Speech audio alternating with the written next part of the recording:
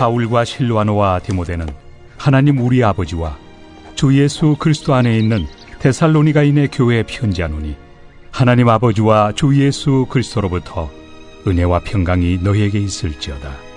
형제들아, 우리가 너희를 위하여 항상 하나님께 감사할지니 이것이 당연함은 너희의 믿음이 더욱 자라고 너희가 다 각기 서로 사랑함이 풍성함이니 그러므로 너희가 견디고 있는 모든 박해와 환난 중에서 너희 인내와 믿음으로 말미암아 하나님의 여러 교회에서 우리가 친히 자랑하노라. 이는 하나님의 공의로운 심판의 표요 너희로 하여금 하나님의 나라에 합당한 자로 여김을 받게 하려 함이니 그 나라를 위하여 너희가 또한 고난을 받느니라.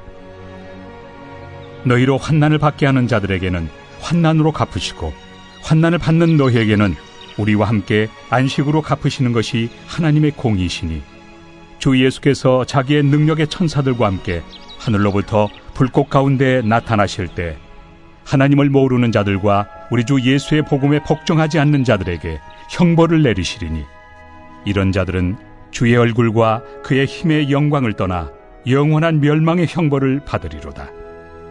그날에 그가 강림하사 그의 성도들에게서 영광을 받으시고 모든 믿는 자들에게서 놀랍게 여김을 얻으시리니 이는 우리의 증거가 너희에게 믿어졌습니다. 이러므로 우리도 항상 너희를 위하여 기도함은 우리 하나님이 너희를 그 부르심에 합당한 자로 여기시고 모든 선을 기뻐함과 믿음의 역사를 능력으로 이루게 하시고 우리 하나님과 주 예수 그리스도의 은혜대로 우리 주 예수의 이름이 너희 가운데서 영광을 받으시고 너희도 그 안에서 영광을 받게 하려 함이라. 반갑습니다. 큐티 묵상으로 드리는 예배, 저는 오늘 큐티 나눔 방에 와서 저의 삶과 말씀을 나눈다 하는 생각으로 편안하게 하겠습니다. 오늘의 교회에서 큐티는 기본 중에 기본이죠. 새벽 예배 때도 큐티 본문을 나누고 또 순예배 때도 이 큐티 생명의 삶으로 큐티를 나누고 있죠. 하지만 이 가운데 계신 분들 가운데서도 개인적으로 나는 정말 큐티가 잘 되고 있다 하는 성도분들은 얼마나 되실까요? 손을 들어보게 하고 싶지만 참겠습니다. 공동체가 방학을 하면 큐티도 방학을 하는 성도님들이 너무나 많으세요. 제가 큐티 유튜브를 매일 올리고 있는데 그 조회 숫자를 보면 조금 보셨네 하고 보면 방학이에요. 그리고 오늘 많이 보셨네 하면 개학했고, 그다음 오늘은 더 많이 봤네 그러면은 순예배 전날 하루 전날이라도 보고 알고 가시려고 하는지. 근데 저 자신도 사역이 있을 때는 큐티하고 사역이 없고 방학을 하면 저도 큐티 방학을 했던 사람이었어요.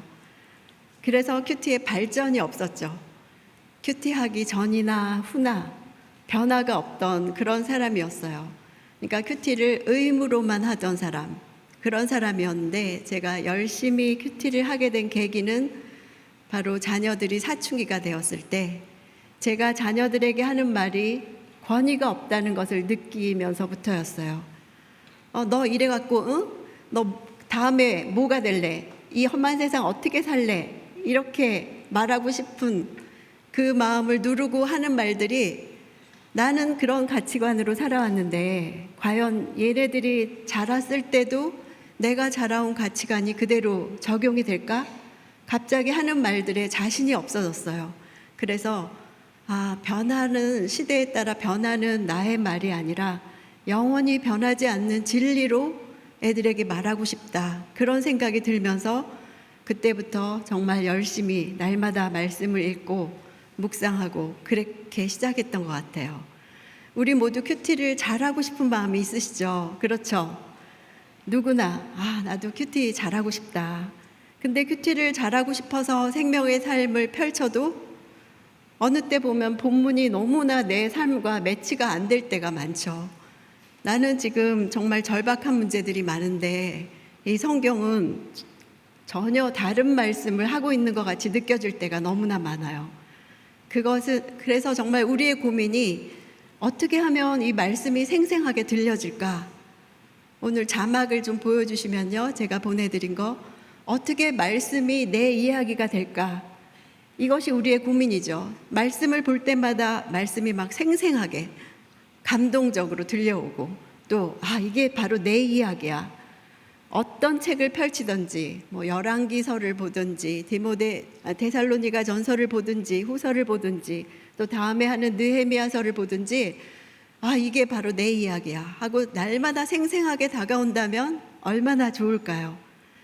그런데 성경에 보면 성경에 나오는 인물들은 그 순간 그 상황에서 하나님을 만나서 인생이 완전히 변화된 사람들의 이야기이죠. 그 사람들은 내가 읽는 이 말씀 또 하나님의 임재에 따라서 그렇게 삶이 드라마틱하게 변했는데 왜 나에게는 이 말씀이 생생하게 다가오지 않을까? 나는 왜 감동이 없을까? 그것은 바로 원인이 있습니다. 그것은 바로 내가 원독자가 아니기 때문이죠. 원독자는 첫 독자. 그러니까 이 본문은 맨 처음 나를 향해 쓰여진 것이 아니라는 거죠. 2024년 8월을 사는 나를 향해서 데살로니가 전서 후서를 쓴 것이 아니라는 거죠. 나를 위한 책이긴 하지만 처음부터 나를 작정하고 쓴 것이 아니기 때문에 내가 읽을 때 나에게 하는 말씀으로 다가오지 않는 거예요. 이 말씀은 첫 독자, 누군가를 생각하고 쓴 거죠. 열왕기서도 그 포로기 이후 포로기에 있는 그 백성들을 생각하고 쓴 거기 때문에 포로지에 있지 않은 나는 하나도 생생하게 다가오지 않는 거죠. 데살로니가 전서후서 고난과 핍박 중에 있는 초기 그 교회 성도들에게 쓴 편지이기 때문에 지금 나하고는 너무나 맞지 않는 말씀이 많은 거죠. 그렇지만 그래서 큐티할 때 우리가 가장 먼저 생각해야 되는 것은 원독자들의 입장, 원독자들은 이 말씀을 어떻게 읽었을까 하고 항상 어느 본문을 만나든지 나한테 생생하지가 않네 할 것이 아니라 원독자들은 이 말씀을 들었을 때 어떻게 느꼈을까? 어떤 마음이었을까 하고 그들의 상황과 그 배경에서 그 환경에서 관찰하고 묵상한 다음에서야 2차적으로 나에게 적용하는 것이 필요합니다. 원독자들에게는 자기들의 삶 전체를 바꿀 만한 메시지였기 때문에 그 상황에 들어가 보는 것이죠. 그래서 자막을 보여주시면 그들이 이렇게 읽었겠구나, 그들에게는 이렇게 들렸겠구나, 항상 이걸 먼저 생각해 보시면 그때부터 성경이 생생해져요. 내 입장에서 보면 하나도 생생하지 않았는데 그들의 상황에서 이 말씀을 듣는 거는 완전히 다르구나. 이렇게 그러니까 바울과 디모데와 실로아노는 이 말 한마디도 우리는 그냥 세 사람 바울이 썼는데 왜 3명을 이름을 말하는 거지? 이렇게 생각할 뿐이지만 그들에게는 고아와 같이 버림받은 것 같이 느껴졌던 그들에게 바울과 디모데와 실로아노는 이 3사람의 이름을 보는 것만으로도 왈칵 눈물이 쏟아지는 거죠.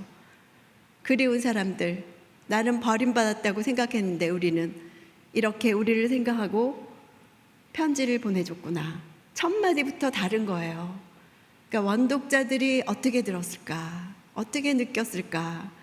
이렇게 이 상황을 생각해 본 다음에 나의 그런 상황은 뭐지? 하고 그 다음에 나에게 적용하면 이 말씀이 살아 움직이죠. 그렇지 않으면 항상 내 현재의 내 상황에만 맞추면서 내가 원하는 대로 또 내가 느끼는 대로 문맥과 상관없이 적용하기가 쉽죠. 어떤 본문을 묵상해도 내 자녀, 우리 집 재정 상황, 나의 미래에 대한 답을 찾기 쉽죠. 그래서 그 방향으로 내가 본문을 끌고 갈 수가 있어요. 그래서 큐티하는 것을 위험하다라고 하는 교회 목사님들도 많으시죠. 문맥과 상관없이 내 주관적인 생각으로만 본문을 이끌어 가니까. 그래서 큐티하는 데는 이 원독자들의 상황을 알기 위해서 자료가 필요해요. 그러니까 여러분이 교회에서 행해 주시는 많은 성경 공부도 꾸준히 하셔야 그 성경책을 큐티할 때 도움이 많이 되는 거예요. 배경이라든지 그 당시 문화라든지 또는 원어, 내가 잘 알지 못하는 원어로 이 단어의 뜻이라든지. 그런데 이런 걸 혼자 공부하려면 너무나 시간이 걸리죠. 그래서 생명의 삶 해설도 참조하시고 요새 많은 유튜브도 참조하시고 또 그 책에 대한 어느 책도 구해서 읽으시고 그렇게 배경에 대해서 객관적으로 공부하는 자료가 필요하죠. 오늘부터 데살로니가 후서죠. 데살로니가 후서는 데살로니가 전서를 보낸 바로 좀 뒤에 두 번째 보낸 바울의 편지입니다. 그러니까 첫 번째 편지를 보냈는데 조금 있다가 또 두 번째 편지를 쓰게 된 것은 그 사이에 무슨 일이 있었다는 거죠. 바울이 또 어떤 소식을 들었다라는 거죠. 그래서 원독자들의 상황이 무엇일까? 데살로니가 후서의 상황을 보면 데살로니가 후서는 장르가 서신서예요. 자막을 보여주세요. 서신서라는 장르는 편지잖아요. 편지가 그냥 쓰지 않죠. 어떤 목적이 있죠. 어떤 일이 있기 때문에 그것에 대해 말해주기 위해서 편지를 보냈기 때문에 어떤 구체적인 상황에서 나왔다는 특징이 있어요. 그래서 서신서를 상황문서라고 해요. 분류할 때 상황이 있어서 쓰게 된 배경이 있다라고 해서 상황문서. 그리고 그 상황을 풀어주기 위해서 이 편지를 쓴 거잖아요. 그런 면에서 과제신학이라고 분류를 해요. 그러니까 서신서를 묵상할 때는 왜 이 편지를 쓰게 되었나? 그들의 상황이 뭐지? 그래서 그거에 대한 해법이 뭐지를 놓치지 않고 읽으시면 묵상하기가 쉽죠. 많은 문맥이 있고 단락이 있는 중에서 지금은 이들의 어떤 상황에 대해서 이야기하고 있구나. 그러면 상황을 보시게 됐으면 그 다음 해법을 보셔야 돼요. 그래야지 그 말씀이 나의 상황에도 접목이 되면서 말씀에 나타난 해법이 나의 상황에 대한 해법이 되는 거죠. 누군가가 나에게 책을 주면서 이 책 읽어봐 또는 영상을 보내주면서 이 영상 좀 봐 했을 때는 왜 나한테 이 책을 줬지? 왜 그 영상을 보라고 했지? 목적이 있죠. 그것처럼 오늘 나에게 이 데살로니가 후서를 읽게 하시는 하나님의 뜻은 뭐지? 뜻이 있는 거예요. 두란노 편집장이 그냥 데살로니가 후서 순서가 돼서 한 것이 아니라 하나님은 어느 진도를 따라서든 하고 싶으신 말씀을 우리에게 하세요. 그래서 오늘 데살로니가 후서 1장 1절부터를 하나님이 왜 나에게 이 말씀을 주셨지? 물론 원독자에게 줬지만 그 원독자를 통해서 나에게도 말씀하실 수 있는 하나님이시죠. 그래서 하나님은 기록된 말씀으로 우리랑 대화하시죠. 어느 본문을 통해서든 나의 지금 상황에 맞는 말씀을 해주실 수 있는 분이시죠. 그래서 그 대화 내용은 말씀이고, 근데 대화를 하려면 일단 만나야 되죠. 조용한 시간과 장소를 정해서 하나님을 만나야 이 대화가 되는 거고, 대화가 될 때야 그 안에 있는 하나님의 뜻, 그래서 나에게 오늘 데살로니가 후서를 읽게 하셨구나, 묵상하게 하셨구나, 이 말씀을 하고 싶으신 거구나 하고 하나님의 마음이 느껴지는 거죠.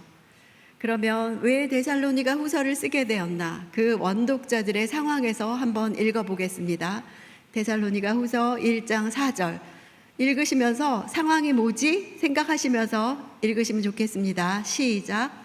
그러므로 우리는 여러분이 당한 모든 핍박과 환난 가운데 보여준 여러분의 인내와 믿음으로 인해 친히 하나님의 교회들 가운데 자랑합니다. 상황 문서라 그랬죠. 어떤 상황이죠? 데살로니가 성도들의 상황이 핍박당하고 환난 가운데 있다라는 거예요. 근데 그 가운데 인내와 믿음으로 버티고 있다라는 거예요. 이 4절 안에 그들의 상황이 쫙 나오죠. 왜냐하면 사도 바울이 편지 쓰면서 너희들의 상황이 이렇다는 것을 내가 안다. 그래서 내가 이 편지를 쓴 것이다 하고 상황을 말해주는 거예요. 이런 바울의 편지를 받은 데살로니가 성도들의 마음이 어땠을까요? 우리가 핍박과 고난 가운데 있다는 걸 아는구나. 우리랑 3개월만 있다가 그냥 가버린 야반도주 했잖아요. 그런 사도 바울이지만 우리의 상황을 아는구나. 그리고 또 상황을 아는 것뿐이 아니라 우리가 그 안에서 인내하고 믿음으로 견디는 것도 아는구나. 너무나 위로가 되는 거죠. 우리는 그냥 있는 말씀이잖아요. 맞아, 핍박, 환난, 그때 고난이 있었지. 그렇지만 그들이 이것을 읽을 때는 완전히 달라요. 아는구나. 다 듣고 있구나. 우리를 생각하고 있구나. 그러면 이 상황에 대한 해결책, 과제 신학이라 그랬죠? 해결책은 무엇인가? 그게 5절에 나와요. 그들의 고난의 의미를 해석을 해줘요. 1장 5절 함께 읽겠습니다. 시작. 여러분을 하나님 나라에 합당한 사람들이 되게 하시려는 하나님의 공의로우신 심판의 표입니다. 그 나라를 위해 여러분도 고난을 받고 있습니다. 잠깐 자막 그대로 두시면요. 고난의 의미를 해석해 주는 거가 보이시나요? 너희들 고난이 뭐 때문이다 라고 해결해 주는 게 보이시나요? 뭐라고 하죠? 그 고난의 의미는 하나님 나라에 합당한 사람들이 되게 하시려는 거라고. 그 나라를 위해 여러분도 고난을 받고 있다고. 고난은 그대로여도 그 고난의 의미를 알면 우리도 견딜 수가 있죠. 내 삶이 이래서 이런 거야. 그러면 우리가 살 수 있죠. 데살로니가 성도들은 지금 이 고난이 힘들기만 했는데 고난받다 끝나는 거 아니야? 이렇게 생각했는데 이 편지를 받으니까 너희를 하나님 나라에 합당한 사람들이 되게 하시려는 것이다. 그 말이 얼마나 심중에 꽂혔을까요? 그렇구나. 우리 고난의 의미가 있구나. 하나님 나라를 위해서 고난을 받는 거구나. 우리는 이렇게 고난이 있을 때 우리가 신앙 잘못 믿은 거 아니야? 신앙을 가진다는 게 이런 일이야? 이렇게 동족들에게 고난을 받을 일이야? 이렇게 생각했는데 하나님 나라를 위해 그 나라에 합당한 사람들이 되게 하시려고 이렇게 딱 과제신학 해결을 해주는 거죠. 해법. 바울이 이렇게 데살로니가 성도들의 상황을 알고 그들의 고난의 의미를 해석해 주므로 고난 가운데서 그들이 계속 살아갈 수 있는 힘을 준 것과 같은 이런 관계가 나에게는 누구일까? 저에게 적용을 해봤어요. 비록 지금 고난의 상황 가운데 있지만 하나님이 부르신 곳에 있다는 것을 알게 해주고 싶은 사람이 누굴까? 지금 고난이 하나님 나라에 합당한 사람 만들려고 하는 거야. 이렇게 말해주고 싶은 사람이 누굴까? 그럴 때 저에게는 선교지에 있는 딸 가족이 생각났어요. 딸은 중학교 때부터 선교 비전이 있었어요. 그래서 고등학교 외고의 불어를 선택해서 간 것도 자기는 중동이나 아프리카를 가겠다고 고등학교, 대학교, 대학원까지 다 불어를 전공했죠. 그래서 그것을 내내 알고는 있었지만 제 속마음은 중동이나 아프리카 그런 데 선교사로 안 갔으면 좋겠다. 그런 마음이 계속 있었죠. 두 마음이었어요. 선교사를 위해서 기도하는 그 무료 선교 기도 모임에 있으면서 또 저희 동생이 요르단에 선교사로 가 있으면서 또 우리 딸까지도 선교사로 가야 하나. 두 마음 때문에 괴로워할 때 어느 날 주님이 저에게 알려주신 것은 제가 엄마로서 그날 설교가 청지기에 대한 거였거든요. 내가 엄마로서 청지기임을 말씀해 주시는 거예요. 정확히는 저에게는 청지기라는 단어 대신에 더 뭐라고 하셨냐면 너는 네 아이들의 친부모가 아니라 위탁모라고 하셨어요. 청지기보다 더 저에게 확 다가오는 위탁모다. 딸 얘기를 하려니까 목이 메네요. 위탁모는 누구죠? 이 아이가 장차 친부모를, 진정한 부모를 만나기 전에 잠깐 내 집에 데려와서 키우면서 돌보는 역할을 하는 사람이 위탁모죠. 먹이고 입히고 사랑하지만 이 아이의 장래에 대해서 아무 권한이 없어요. 장차 아이가 만날 부모는 위탁모인 나보다 더한 사랑과 능력으로 이 아이를 끝까지 책임질 것이기 때문이죠. 그 진정한 부모가 나타나서 이 아이를 데려간다고 할 때 위탁모가 막아선다면 월권이죠. 데려갈 부모가 아이의 미래에 대해서 더 책임을 질 것인가? 위탁모가 책임을 질 것인가? 그 대답은 너무나 분명하잖아요. 그러니까 위탁모는 친부모가 나타났을 때 그 부모가 아이를 위해 최상의 부모임을 믿고 넘겨주는 것이죠. 위탁모가 왜 얘한테 이런 일을 안 해주는 거예요? 그렇다거나 이 아이 어떻게 키우실 거예요? 그런 말할 필요가 없죠. 친부모이기 때문에 그 부모가 친부모가 되어서 나보다 그 아이에 대해서 더 큰 책임감을 가지고 나보다 더 사랑할 것이기 때문이죠. 아이가 그런 부모를 만나는 것이 위탁모의 기쁨이죠.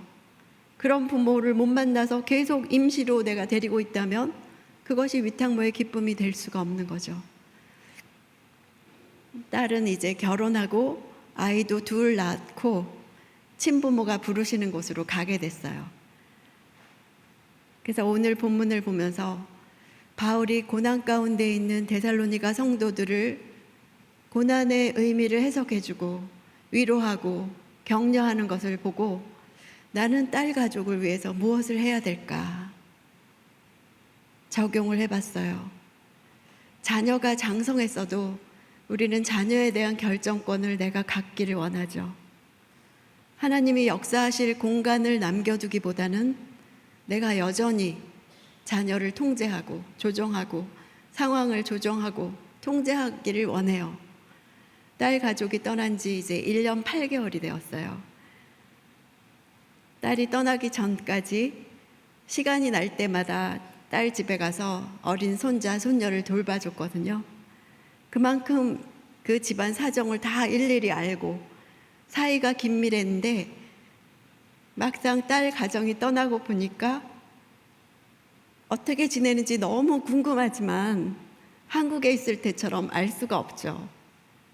그때 이제 사무엘서를 큐티하던 때였는데 내가 여전히 엄마 노릇을 하고 싶고 그런 제 마음에 평안이 없는 것을 보고 내가 여전히 왕 노릇 하고 싶어 하는구나. 사울이 하는 것을 보면서 내가 왕 노릇 하고 싶어 하는구나를 알게 됐어요. 아이를 위한 생각을 나로부터 출발할 때 나는 여전히 왕 노릇 하기 원하고 왕 노릇이 잘 되기를 기도했을 거예요. 이렇게 해주세요. 이렇게 돼야 될 것 같아요.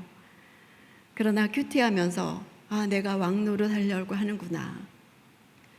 그 말씀으로부터 출발할 때 내 왕 노릇을 내려놓게 되고 그 왕 노릇을 내려놓기 위해서 어떻게 해야 될까 생각하기 시작했어요. 정말 맨날 묻고 싶었어요. 오늘은 어떻게 지냈니?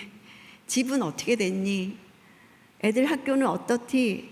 어쨌니? 저쨌니? 궁금한 게 너무 많고 근데 정말 그렇게 일일이 묻는 엄마로 살고 싶지 않고 기도하는 엄마로 살고 싶다고 그렇게 고백했어요. 왕노릇 하고 싶지 않다고. 그러면서 내가 왕노릇 하지 않고 정말 기도하는 엄마로 살 수 있도록 말씀을 달라고 기도하고 있었어요.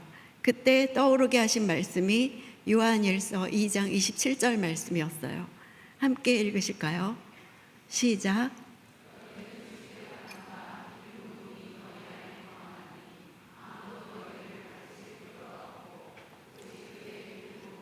모든 것을 너희에게 가르치며 또 참되고 거짓이 없으니 너희를 가르치신 그대로 주 안에 거하라.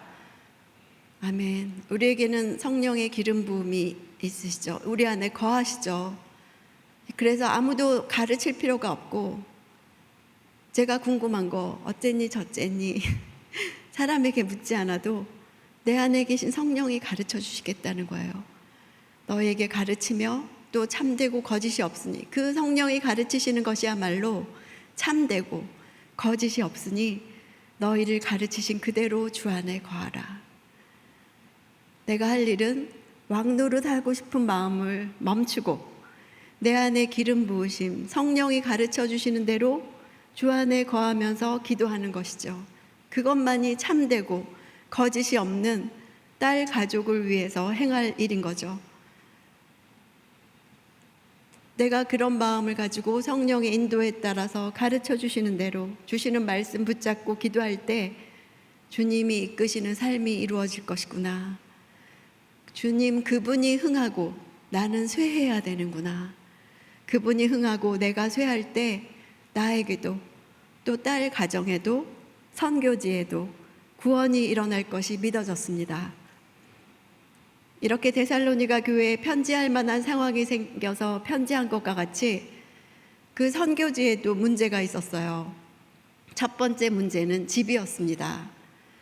원래부터 가고 싶어 했던 선교지는 아니었어요. 근데 부르심이 너무나 확실해서 갑자기 떠나게 됐어요.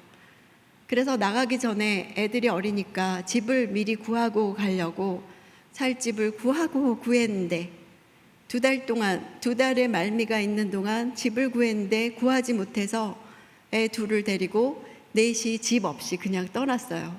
근데 저는 그 상황이 너무나 이해가 되지 않았어요. 어떻게 하나님의 부르심을 따라 나가는데 애들도 어린데 집을 안 주실 수가 있나. 어떤 기도해주는, 같이 기도하시는 권사님은 집도 없이 떠나는 것을 보고 하나님이 정말 거기로 부르신 거 맞아요? 묻기도 했어요. 저도 정말 선교지로 나갔더니 하나님이 이렇게 형통하게 해주셨다, 이런 걸 보여주고 싶은 마음이 있었어요. 그래서 사람들이 막 물어보고 어떻게 해요? 막 그럴 때 말로는 하나님이 주실 거예요, 하나님 주실 걸 믿어요 라고 했지만 하루하루 떠날 날짜가 다가오는데 집을 구하는 족족 계속 거절당하는 것을 볼 때 마음으로는 원망과 불평이 있었어요. 하나님이 다 다스려 주신다면서, 하나님이 주관하신다면서 왜 이런 일이 일어나냐고, 집 하나도 주시지 않냐고.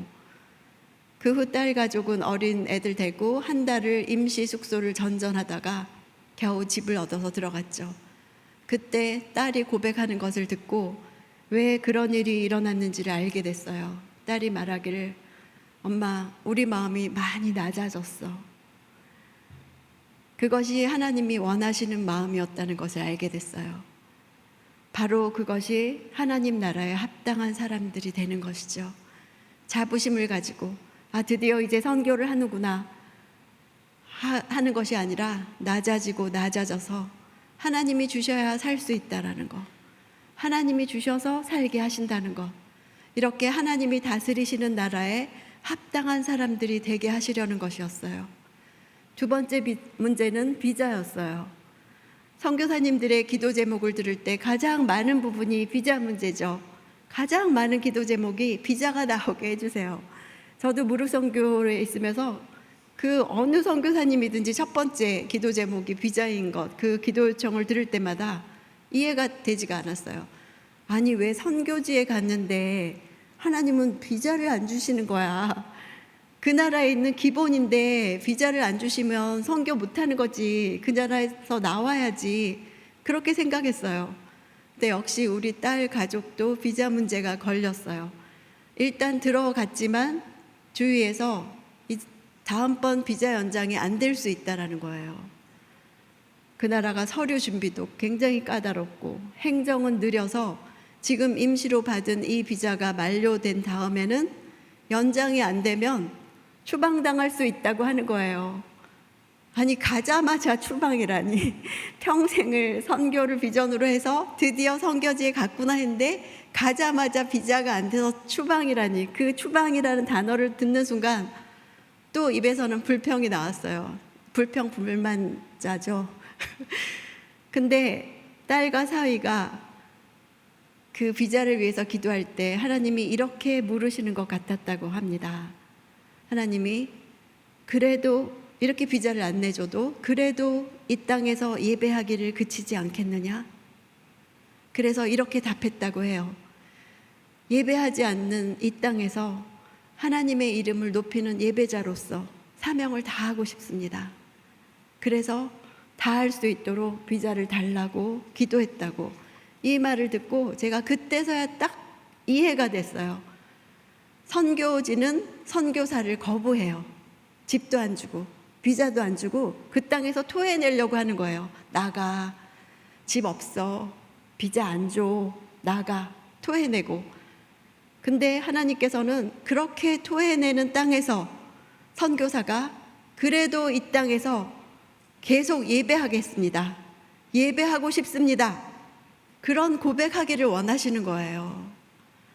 장벽을 만났을 때 하나님이 앞서 가시면서 그래도 이 땅에서 예배 드리기를 그치지 않을래? 확인하시는 거죠. 네 하는 선교사에게 하나님이 문을 열어주시는 거예요. 선교사를 거부하는 그 땅의 문을 하나님이 열어주시는 거죠. 그러니까 비자는 그 나라가 내주는 게 아니에요. 하나님이 주시는 거예요. 어느 선교지든 그 나라가 내주는 게 아니에요. 우리가 그 나라가 비자를 내게 해주세요 기도할 게 아닌 거예요. 하나님이 그 땅에 그 선교사가 있어야 될 이유가 분명하면 하나님이 내주세요. 그 땅이 거부하고 토해내도 하나님이 주시는 줄 믿습니다. 미가서 2장 13절을 함께 보겠습니다. 시작. 길을 여는 사람이 그들 앞에서 올라갈 것이며 그들이 성문을 열고 통과해 밖으로 나갈 것이다. 그들의 왕이 그들 앞서가니 나 여호와가 그들의 선두가 될 것이다. 이 말씀을 그림처럼 한번 그려보시면 그 고대 영화들 보면은 이제 군인들이 막 가서 이만한 통나무 같은 걸로 성문을 막 쾅쾅 이렇게 밀죠. 문을 부숴서 들어가려고 나무 문 같은 거. 우리 앞에 딱 막힌 문이 있을 때 하나님이 그 막힌 문 앞에서 가장 앞서서 돌격하시는 분이라는 거예요. 길을 여는 사람이 그들 앞에, 군사들 앞에 올라가셔서 성문을 열고 통과해서 나갈 수 있게 해주신다라는 거죠. 우리 날마다 전쟁 같은 삶에 우리 앞에 막힌 문이 너무 많아요. 막힌 문 앞에 서 있을 때 우리는 어떻게 할 바를 알지 못하고 있을 때 하나님께서 우리 앞서서 이 막힌 문을 뚫고 나가신다는 약속이죠. 하나님이 우리 앞서 가시면 길을 여시고 문을 부숴서 나가게 하신다라는 거예요. 하나님의 뜻이 우리를 앞서서 가시면 길을 여시는 거고, 하나님의 약속을 믿는 사람들은 그 뒤를 따라가는 거죠. 우리가 절대 그 문 열 수 없어요. 그렇지만 하나님을 앞세우면, 하나님이 앞서시면, 그러니까 누구의 뜻이 앞서야 할까요? 하나님의 뜻이 앞설 때 우리는 그냥 그 뒤에 서 있다가 와 하고 들어가면 되는 거죠. 막힌 문이 돌파되는 걸 보면 그냥 들어가면 되는 거죠. 왕이시기 때문에 문들은 다 열려요. 문들아 머리 들어라. 왜냐하면 왕이 들어가는데 어느 문지기가 문을 안 열어주겠어요? 어느 선교지가 못 들어가 할 수 없는 거예요. 왕이 들어가시기 때문에 선교지마다 문을 열 수밖에 없는 거예요. 비자를 줄 수밖에 없고 머물 곳을 줄 수밖에 없고 사역을 줄 수밖에 없는 거죠. 그냥 열린 문으로 따라 들어가기만 하면 되는 거예요. 그래서 지금도 비자가 찔끔찔끔 나와요. 그래서 비자 만료되는 날짜가 되어서 엄마 서류를 접수했어 그러면 기도해요. 아니 기도가 아니라 선포해요. 너희가 비자 주는 거 아니다. 하나님이 주신다. 하나님이 예배하는 자로 그 땅에서 살게 하실 것이다. 이렇게 기도로 쟁취하는 거죠. 하나님이 주셨다라고 해도 내가 빼앗기지 않고 그걸 빼앗기지 않아야 되죠. 왜냐하면 빼앗으려는 세력이 너무 많기 때문에 빼앗기지 않게 내가 쟁취하는 거죠. 하나님이 문을 열어주실 때 따라 들어가야지, 안 따라 들어가면 소용없잖아요. 쟁취하는 거예요. 하나님이 주신다. 너희가 주는 것이 아니다. 그렇게 선포할 때 얼마나 속이 시원하고 믿음이 쑥쑥 자라는지 몰라요. 그래서 딸도 그래요. 엄마 이제 비자 문제로 고민하지 않아. 정말 하나님이 그때마다 기적적으로, 정말 기적적으로 주시는 거예요. 저번 바로 요 전에도 비자를 받으러 비자가 나올 때가 됐는데 나오지 않아서 갔는데 내 식구가 이렇게 올망졸망 갔는데 그 직원하고 바로 앞에 사람이 막 소리를 내면서 싸우고 있더래요. 그걸 보고 발발발 떨리더래요. 어머, 저렇게 경노한 직원에게 어떻게 이 비자를 사정을 설명하고 받을 수가 있을까? 아, 왜 저렇게 싸울까? 하면서 시간이 됐는데도 거기서 끝났다는 소식이 안 와서 어떻게 됐니? 어떻게 됐니? 물어요. 지금도. 어떻게 됐니? 그랬더니 지금 앞에 사람하고 너무 싸우고 있어. 떨려. 그러니까 또 열불나게 비자 너희가 주는 게 아니다. 하나님이 주신다 하고 막 선포하는 거죠. 근데 바로 좀 뒤에 연락이 와요. 엄마, 우리한테 그 직원이 너무 친절하게 해줬어. 우리 남편 거는 그 자리에서 그냥 줬어. 내 거는 곧 올 거래. 할렐루야. 너희가 주는 거 아닌 거 확실하구나. 하나님이 주시는 거구나. 아무리 화가 나 있는 직원에게서도 하나님은 주실 자에게 주시는 거죠. 이렇게 선교지에 있는 딸이 자기가 선교사의 아내로만 있는 것이 아니라 자신도 한 사람의 선교사로서 이 땅에서 무슨 일을 하면 좋을까 기도할 때 그 예술 상담을 공부할 마음을 주셨대요. 그러면서 하나님이 이 땅에서 쓰일 일이 있을 것이다, 이런 마음을 주셨다고 해요. 그래서 시작했는데 이제 이 상담은 뭐 그림도 하고 음악도 하고 뭐 춤도 추고 이런 예술 종합적인 그런 상담, 그런 도구를 써서 하는 건데 그 실습을 해야 되잖아요, 상담은. 그래서 실습 대상을 정해야 된다고 해서 어디 가서 하려고? 라고 물었더니 난민들에게 가고 싶다라는 거예요. 그 순간 제 입에서 나온 말은 난민 안 돼, 빈대 있어. 그 당시 유럽에 빈대가 극성일 때였어요. 작년이죠. 그런데 제 여동생도 미국에서 난민들에게 갔다가 빈대가 옮아서 1년이 넘게 고생을 했어요. 그 경험이 있기 때문에 난민이라니까 저는 당장 빈대 생각부터 난 거예요. 애들도 있는데 빈대. 그러니까 제 말은 제 마음에 있던 두려움에서 나온 거였죠. 근데 그날 밤 기도하는데 이런 생각이 드는 거예요. 선교사가 빈대가 두려워서 난민들에게 가지 않는다면 누가 난민에게 가나?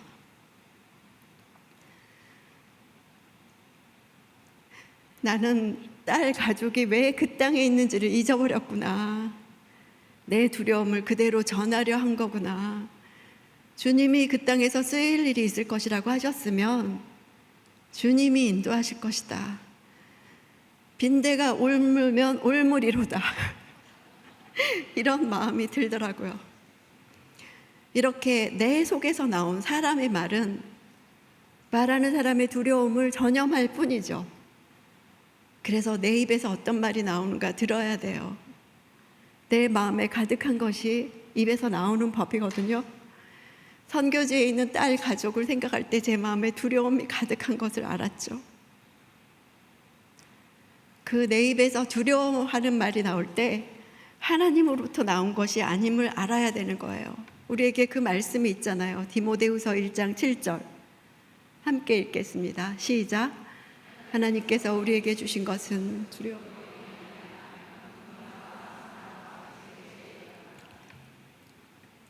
여러분도 큐티 나눔방에서 울고 웃고 하시죠? 제가 오늘 그렇다고 이해해 주세요. 하나님으로부터 오지 않은 것은 받지 않고 거절해야 돼요.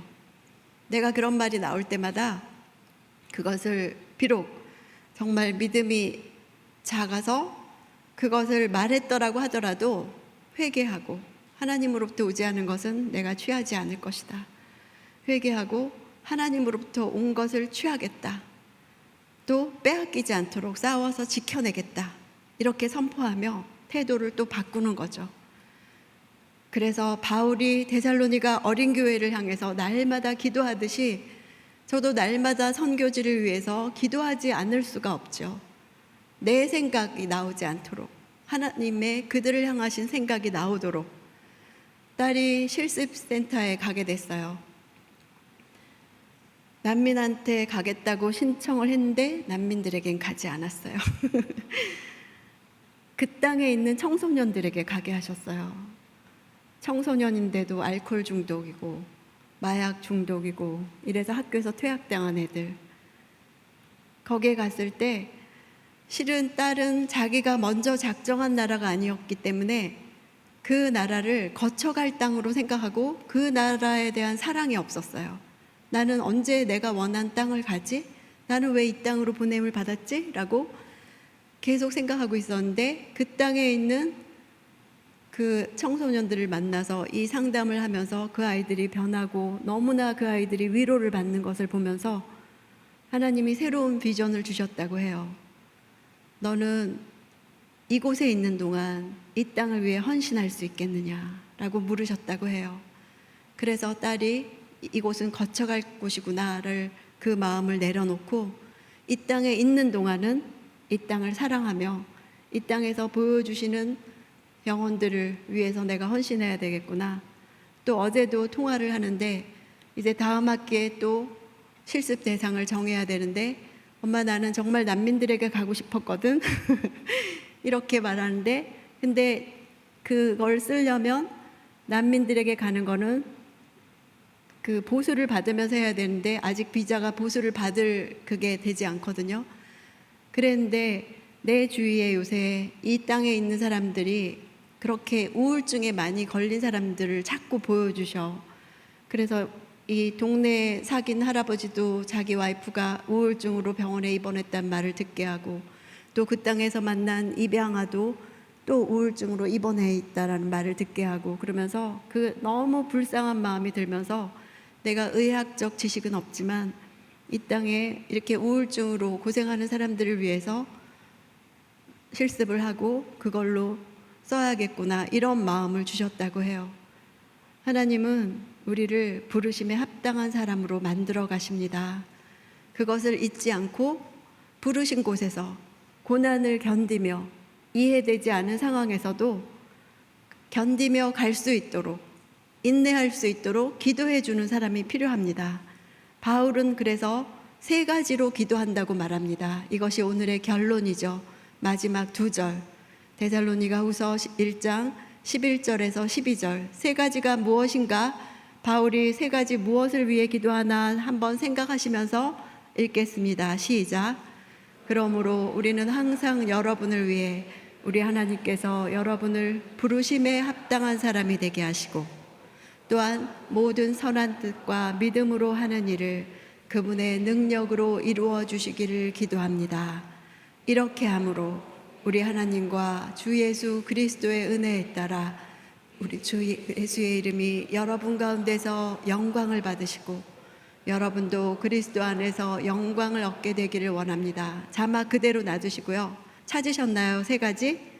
첫째는 부르심에 합당한 사람이 되게 기도한다고. 2번째는 모든 선한 뜻과 믿음으로 하는 일을 그분의 능력으로 이루어 주시기를. 3번째는 우리 주 예수의 이름이 여러분 가운데서 영광을 받으시고 여러분도 그리스도 안에서 영광을 얻게 되기를 이렇게 기도한다고 하죠.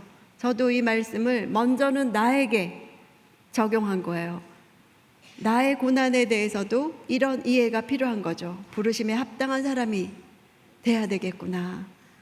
내가 하는 모든 선한 뜻과 믿음으로 하는 일, 하나님이 시키신 그 일을 그분의 능력으로 이루도록 기도해야겠구나. 내 능력이 아니라. 3번째는 그럴 때 내 삶을 통해 하나님이 영광을 받으시고 나도 그리스도 안에서 영광을 얻게 되는구나. 나에게 적용한 다음에 딸 가족을 위해서도 이 3가지로 기도하는 거죠. 딸 가족이 그 땅에서 부르심에 합당한 사람들이 되기를 기도하고 선한 뜻과 믿음으로 하는 많은 일들이 성령의 능력으로 행해지기를 기도하고 3번째는 그럴 때 예수의 이름이 영광 받으시고 또 그들도 예수의 이름 안에서 영광을 얻게 되기를 기도하는 거죠. 그러니까 바울이 데살로니가 성도들에게 믿음과 고난이 먼저 되었죠. 바울도 고난을 당하고 믿음 때문에 그렇게 고난이 본이 되었듯 그런데 그 고난을 자기가 헤쳐나간 그 경험을 과제시나 해결책으로 이렇게 주었듯이 이 말씀을 읽는 나도 내가 먼저 그런 사람으로 사는 거죠. 그럴 때 내가 드리는 이 기도가 선교지에도 흘러갈 것을 믿습니다. 여러분에게도 내가 이렇게 기도할 사람이 다 있으시죠? 그가 지금 고난을 당하고 있는데 그 고난의 의미도 모르고 고난만 당하고 있다면 내가 기도해야 되겠구나. 부르심에 합당한 사람이 되도록 성령의 능력으로 살도록 그래서 그를 통해 하나님이 영광을 얻고 그도 주 안에서 영광을 얻기를 기도해야 되겠구나. 이것이 데살로니가 후서 성도들에게 바울이 오늘 주신 이 본문을 통해서 묵상하고 나에게 적용한 결론이 되겠습니다. 함께 기도합시다. 먼저 첫 번째 기도할 때는 내가 먼저 하나님을 경험해야 다른 사람을 세울 수 있습니다. 하나님, 내가 먼저 믿음이 자라게 해주십시오. 내게 있는 고난으로 인해 내가 먼저 부르심에 합당한 사람이 되게 해주십시오. 하나님, 내가 먼저 성령의 능력으로 사는 사람이 되게 해주십시오. 그래서 내 삶을 통해서 하나님이 영광을 얻으시기를 원합니다. 말씀이 흥하고 내가 쇠하게 해달라고 가슴에 손을 얹고 주여 한번 부르고 나를 위해서 회개하며 함께 기도하겠습니다.